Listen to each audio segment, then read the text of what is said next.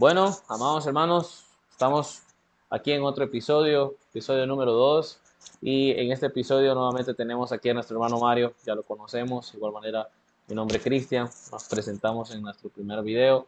Y en este segundo episodio lo que vamos a hacer es que vamos a hablar ya como de forma general, porque hay muchos datos muy importantes que hablar sobre Pablo, pero lo vamos a hacer más generalizado y asimismo una introducción a la carta de los romanos.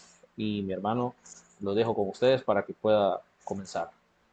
Bueno, que el Señor les bendiga, hermano Cristian. Así como usted ya lo mencionó, estamos iniciando pues un nuevo episodio, ¿verdad? De estas grabaciones y dándole continuidad a este trabajo que estamos desarrollando.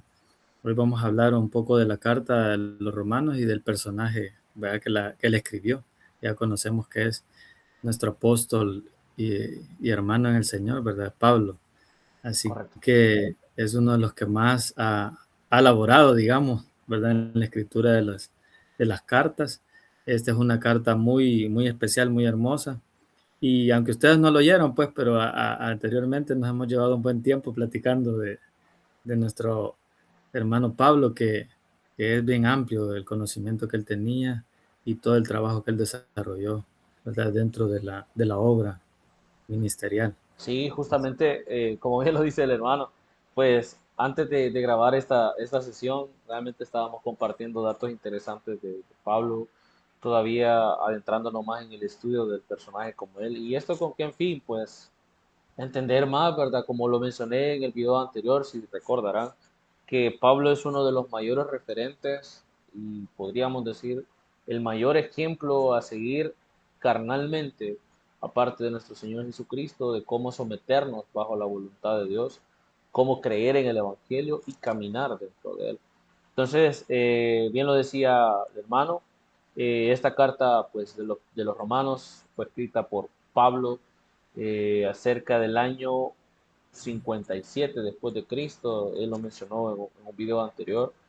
Y Pablo, fíjense que realmente su nombre original era Saulo de Tarso, pero por ahí analizando mayor información dicen por ahí de que él realmente no se cambió nombre, aunque otros dicen que sí se cambió nombre, porque dicen de que en la parte de su ciudadanía romano, porque debemos de entender que él era judío, pero prácticamente casi que desde su nacimiento él era también llamado ciudadano romano. Entonces él tenía, por decirlo así, dos identidades, ¿verdad? La judía y la romana, judía de nacimiento y romana por adquisición.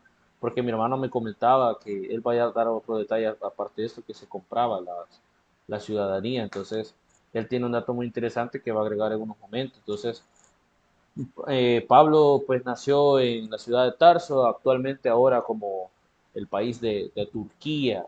Era una ciudad muy importante, comercial, poseía la ciudadanía prácticamente romana desde su nacimiento. Era un privilegio que no muchos se podían dar, ¿verdad? Sino que ahí se adquiría más adelante.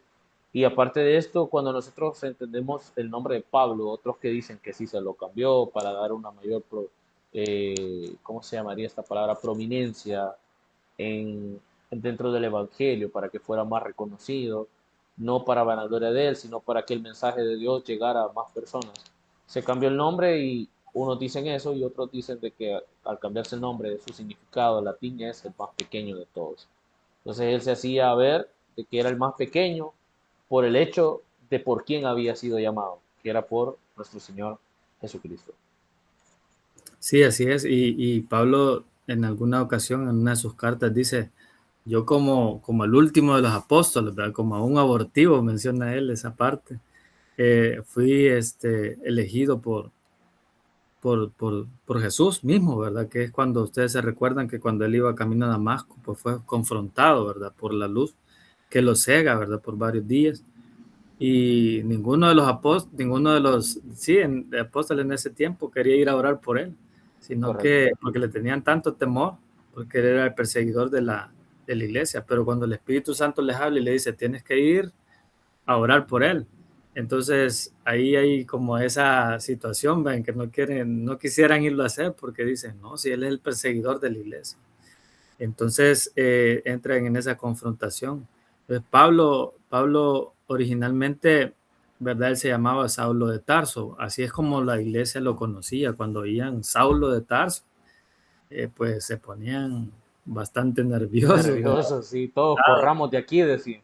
Vamos, porque ahí viene, ¿verdad? Porque él siempre llevaba sus cartas para perseguir a la iglesia. No solo los perseguía, algunos los hasta llegaban al extremo de que Pablo los mataba, ¿verdad? Entonces, a esa situación llegaba. Y pues cuando se le da ese cambio Jesús a él, dice que se vuelve la persona más influyente del cristianismo. Hablamos del cristianismo primitivo, ¿verdad? De aquel tiempo. O sea, primitivo se refiere a los primeros cristianos. Correcto. Entonces, él es la persona más influyente. También es conocido como el apóstol de los gentiles. ¿Se acuerdan en el libro de los Hechos? Él menciona de que, dice, ustedes quédense pues aquí con los judíos, dice. Yo voy a ir, dice, a hablarle a los gentiles. Y entonces es donde él comienza su recorrido, pero lleva también su preparación, ¿verdad? Y como 3 años menciona parte de la historia en otros libros de que él se dedicó a leer las escrituras, ¿verdad? Para poder tener esa revelación más profunda en cuanto a quién se le había aparecido, que era Jesús, ¿verdad? Entonces él Correcto. dice, me voy a llevar 3 años y medio estudiando las escrituras y entonces es como él comienza el ministerio y comienza Sí, él aunque, misionero, hermano. sí, aunque de hecho él era considerado como uno de los fariseos de fariseos. Sí, es, Y, o sea, es decir, que él conocía, pero cuando él tuvo su llamado, como bien lo menciona usted, 3 años se fue a echarse como que un nuevo estudio para poder estar bien preparado. Pero mire, antes de que se nos olvide, ¿cómo era esto que ellos adquirían la ciudadanía? Porque usted me mencionaba ese dato bien importante. sí, fíjese que hermano, vaya, él menciona en una de sus cartas que da como su currículum, ¿verdad? Porque como que lo querían ver un poco De de menos. menos. Algunos los judíos que se convertían al cristianismo, como que decían que Pablo como que no era muy metido en eso, ¿verdad? Como que no era Muy judío, cristiano o muy ajá, judío. Ah, judío. Entonces, él les comienza a mencionar que él es de nacimiento, ¿verdad? Judío, y creo que usted me mencionó una tribu de donde él proviene, hermano. Entonces, ajá, menciona ahí la tribu también él, también dice que él fue circuncidado al 8.º día, ¿verdad? No era cualquiera, hermano, porque esa sí, era la tradición de la ley, que tenía que ser a los ocho circuncidado. días, circuncidado, ¿verdad? Entonces, él menciona que sigue toda esa tradición. De ahí dice, en esa misma parte, dice que es fariseo de fariseos. O sea que él quiere dar a entender que no solamente era conocedor de la ley, sino que tenía algo extra, que era celoso. O sea, por eso es que él Sí, perseguía a la iglesia. O sea, era totalmente celoso. Aquel que no hablara, que hablara sobre otra corriente ideológica de la época, entonces era para que, pues sí, sea perseguido por él, ¿verdad? Entonces ujú, no podía surgir eso, hermano, una corriente nueva. Y por correcto. eso era que perseguía a los cristianos, ¿verdad? Sí, de Porque, hecho, ajá, ajá, dígame. porque fíjese que también, hermano, por eso es que Jesús es crucificado. En el caso del que estaba, no me recuerdo quién era el líder judío de ese tiempo, se me ha olvidado el nombre de él, Ananías, creo, no me recuerdo, hermano, pero fíjese que él recibe una revelación en cuanto a eso y dice de que es necesario, dice, que se pierda un solo hombre y no toda una nación.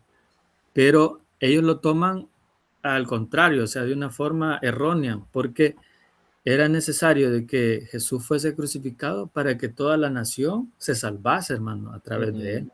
Pero correcto. ellos dicen que él estaba llevando a otra ideología diferente a la ley. Entonces, era mejor que Jesús fuese, bueno, que ellos lo mataran para que ya no se fuese esa idea o esa corriente, se fuese propagando y que al final todo se salieran de la ley y se perdiera toda esa nación. Sí. Entonces, esa era la idea también de Pablo, ¿verdad? Por eso perseguía a los cristianos. Sí, no, Ujú. de hecho, incluso podemos decir que aunque fue de los últimos, considerado, ¿verdad? Como dice, yo como apóstol, y no por él, sino por nuestro Señor Jesucristo, dice, porque Él lo Así es. llamó.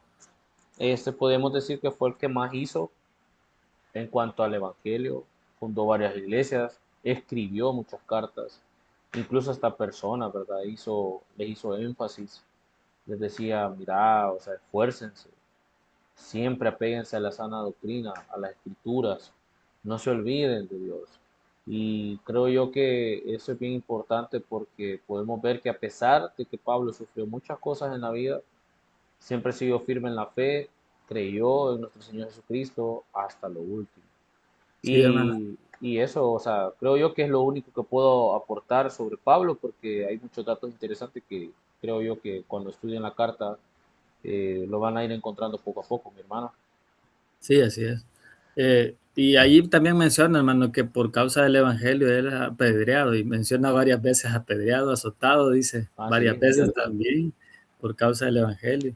También lo conocían como el misionero incansable, hermano. Él no se detenía, él andaba por todos lugares.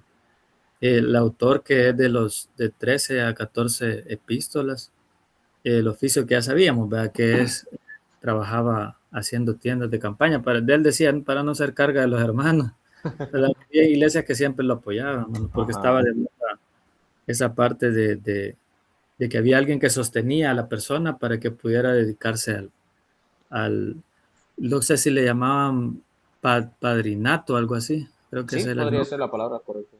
Ajá. Entonces Sí, lo financiaban pues para que él se dedicara, así como ocurrió con Jesús, ¿verdad? Las sí, mujeres sí, lo sí. financiaban para que él pudiera continuar Sí, ¿no? Y evangelizando. de hecho, bueno, ustedes pues que estamos aquí, también nosotros dando nuestra aportación al libro, pero antes que nada estamos dando la introducción de este personaje Pablo y así mismo la carta, que ya pasaremos en unos minutos porque el tiempo nos apremia. Este, Ustedes pues ahí de tarea, ¿verdad? Tómense el hecho de investigar más sobre Pablo, lean todas sus cartas, qué hizo, por qué él amaba tanto el Evangelio y se van a dar cuenta que aún con los datos que nosotros hemos dado, más lo que ustedes investiguen, realmente el conocimiento va a ser adquirido y vamos a entender aún más pues cómo Pablo hacía su labor para la obra del Señor, ¿verdad? Que eso es bien importante. Bueno, como introducción a la carta de Romanos, yo pensaría que vuelvo y repito, es una de las cartas muy importantes para que nosotros podamos crecer en el Evangelio. Y segundo, la carta es considerada como una obra maestra teológica porque enseña muy bien, o sea, como lo mencionaba el hermano y lo he mencionado yo también en el otro video y en este video, o sea, es una carta muy completa, muy interesante en el cual aborda temas totalmente generales, pero más aún sobre la salvación en Cristo Jesús, ¿verdad? Cuando tenemos la fe puesta en Él. Y asimismo también dice que es considerada como el resumen del Evangelio del Nuevo Testamento. Una parte que habla, voy a dar este punto para dejar a mi hermano, dice que es tema central de la carta, es la justificación por medio de la fe. Hay que tener muy en cuenta esto. En Jesucristo, no por obras de la ley, ofreciendo salvación a judíos y a gentiles por igual. Pero ojo, voy a dejar aquí un dato colgado para darle la palabra a mi hermano.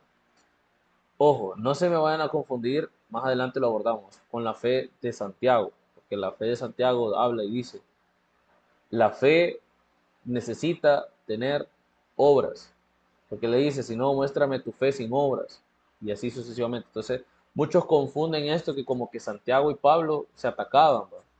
Pero si aquel dice que es solo por Jesucristo y por gracia soy salvo, ¿cómo es que Santiago dice aquí que tengo que hacer obras? Ya vamos a aclarar eso, como les dije, lo voy a dejar aquí pendiente con el beneficio de la duda para que después lo podamos desarrollar con mi hermano. Sí, así es, hermano. Sí, eso es un complemento en realidad, pero más adelante lo aclaramos. Dice que la carta de los romanos, hermano, usted lo mencionó en el video anterior, que fue escrita alrededor del año 57, según los estudios que han hecho. Y tenemos también de que esa carta fue escrita cuando Pablo estaba en Corintios. Se cree que ahí él ¿Es cierto? escribió esa carta en el tiempo, en el periodo que él estuvo en esa iglesia, ¿verdad? Que es una de las iglesias también que Pablo fundó, Correcto. ¿verdad? Que ahí dejó encargado y todo. Entonces, ahí se escribió esa carta alrededor del año 57 después de Cristo. ¿quién estaba en ese tiempo en el gobierno? Estaba Nerón. ¿Se acuerda que mencionábamos, hermano, también de que él, bueno, ya había una iglesia, o sea, ya había desde el tiempo de Jesús? Imagínense, desde el tiempo de Jesús hasta eso habían pasado alrededor de 57 años. Entonces había una situación ahí de que como los cristianos andaban, ¿verdad?, hablando de Jesús por todos lados, entonces Sí, dio la tarea este imperio de poderlos sacar y dispersar a todos. correcto. Entonces ahí estaba en ese tiempo el reinado de Nerón en ese momento. Entonces, así que había ese conflicto. Y él, habían en este tiempo que Pablo escribe, por eso vio la necesidad, hermano, porque como que ya estaban regresando, en realidad no como, sino que estaban regresando a la ciudad de Roma. Entonces Pablo ve la necesidad de poderles escribir esta carta y hablarles, porque allí esta ciudad era como una ciudad, hoy la conocemos como cosmopolita, ¿verdad? Donde Ajá, van de diferentes nacionalidades, ¿verdad? Se van reuniendo porque esta ciudad era bastante comercial, se movía bastante el comercio, ventas, bueno, todo eso, entonces todos llegaban ahí a comprar, a vender y claro, llegaban otros también a vivir porque ahí les convenía, tenían todo cerca, todo su comercio y todo. ujú, Entonces, él ve la necesidad pues de escribirle a los judíos porque había ese pleito, ¿verdad? Que los judíos se correcto. convertían, pero no querían dejar de ser judíos, ¿verdad? Ajá, Entonces, es cierto. había esta comunidad usted mencionó el nombre, hermano, eh, que eran, bueno, la cosa era que eran judeo cristianos, Ah, que es ellos cierto, los judeocristianos, es cierto. Y como los manera helénicos. ajá, helénicos es, y como manera quizás de una forma muy despectiva, ¿verdad? A que ellos les llamaban que eran los paganos, los cristianos Ajá. paganos. Esa era la forma de decirle a ellos cuando les mencionaban ese nombre. Entonces, Pablo veía como esa separación, esa de Ujú, que no había esa unidad, ¿verdad? Entonces, aquellos querían hacer judíos a estos y estos querían hacerlos como más liberales. Les decían, no, ustedes son paganos y nosotros somos más religiosos. sí, Entonces, Pablo ve la necesidad de poder ayudar a unir, ¿verdad? A unirlos a ellos, a que comprendieran el Evangelio de la manera correcta en sí, cuanto a él. sí. De hecho eso que usted ya mencionó, pero antes, para no dejarle siempre con el beneficio de la duda sobre Santiago y Pablo cuando hablan de la fe, de hecho yo escuchaba y estudiaba mucho acerca de esto, porque la verdad que cuando uno lo ve así se da a entender como que si entre ellos hubiera un ataque, como que una confrontación, como que Santiago le estuviera diciendo a Pablo, mira, no, pero es que tenés que hacerlo por obra. Y Pablo como que le estuviera diciendo a Santiago, no, pero es que es por la fe. O sea, vos ya no tenés que hacer nada. Pero bien decían por ahí unos comentaristas, realmente no recuerdo el nombre, incluso también cuando uno ya estudia más a detalle la información y le pide revelación a Dios, se entiende lo siguiente, que la fe de que Pablo predicaba incluso dice que justificado pues por la fe tenemos paz para con nuestro Dios, por medio de nuestro Señor Jesucristo. Entonces, incluso decía ahí que por gracias nosotros somos salvos, o sea, por medio de la fe en Jesús. Ahora, lo que hablaban estos comentaristas decían de que Pablo cuando habla de esta fe se refiere a una fe salvífica, es decir, que yo vengo, me rindo a Jesús y salvo mi alma de la condenación eterna. Pero Santiago, cuando habla de esta fe por obras, él no está hablando que yo voy a llegar a ser salvo o yo voy a llegar a hacer este tipo de cosas por medio de obras o voy a llegar a ser salvo, perdón, por medio de obras. No, él está hablando que ahora que yo ya rendí mi vida a Jesús y que mi fe está en esta parte salvífica por Cristo Jesús, ahora entonces mis acciones deben de demostrar y denotar que yo recibí al Señor. Eso es lo que estaba diciendo Santiago. O sea, prácticamente, o sea, él decía eso, o sea, no es como que él esté atacando, sino que él está reafirmando que si yo realmente soy salvo, si yo realmente he creído en Jesús, mi vida tiene que cambiar y demostrar ante los demás que verdaderamente yo soy un hijo de Dios. Eso es lo que quiere decir. Santiago. Y para no dejar también lo que mencionaba mi hermano de esto, de los helénicos y todo eso, de hecho, según la controversia de la Carta de los Romanos, ahora en la modernidad, entendemos que hay problemas apostólicos y también grupos cristianos, en el cual se desglosan de cuatro tendencias. El primero era el judeo cristiano, es decir, este solo estaba compuesto por los judíos y fariseos cristianos creyentes en la venida de Cristo, porque para ellos todavía no ha venido. O sea, ellos lo están esperando, ¿ya? Ahora, el segundo grupo son los judeos cristianos. Estos Ujú. vienen con el grupo de Santiago en Jerusalén, teniendo el conflicto de los recién llegados de otras naciones que no tenían por qué circuncidarse. Solo simple y sencillamente, vaya, compórtense, séanse judíos y todo lo demás, pero no específicamente tienen que hacer el proceso, ¿verdad? Ya ahí el tercer grupo judeo-cristiano dice que es llamado los helenizantes, los de la parte helénico, al estilo de Bernabé y de Pablo, haciendo ver que podían ser partícipes de la cultura judía, pero no era necesario circuncidarse. Y el cuarto grupo, pues era un pueblo más libre, abandonar toda marca judía y predicar incluso el rechazo de ellos. O sea, ese ya era el último grupo constatado de que decía de que, o sea, realmente esperaban, ¿verdad? De que otros hablaran y o sea, rechazaran totalmente la cultura como tal, para demostrar que, o sea, que no era necesario, pues ahora, por medio de la fe en Jesús. Entonces, prácticamente la carta de los romanos, o sea, habla de estos temas. Creería yo, hermano, que usted puede abordar de estos temas para ir terminando también este episodio. Sí, fíjese hermano que había como ese punto crítico que el que usted menciona. Y en realidad, hermano, había también sí estaban todos estos cuatro grupos, pero ellos los generalizaban en dos grandes, digamos, siempre los separaban, ¿verdad? Como los judíos siempre han sido así, siempre le decían los gentiles y decían nosotros los judíos. Entonces estaban estos Ajá, dos grupos, siempre había como esa competencia, digamos, o esa situación de los gentiles versus los judíos.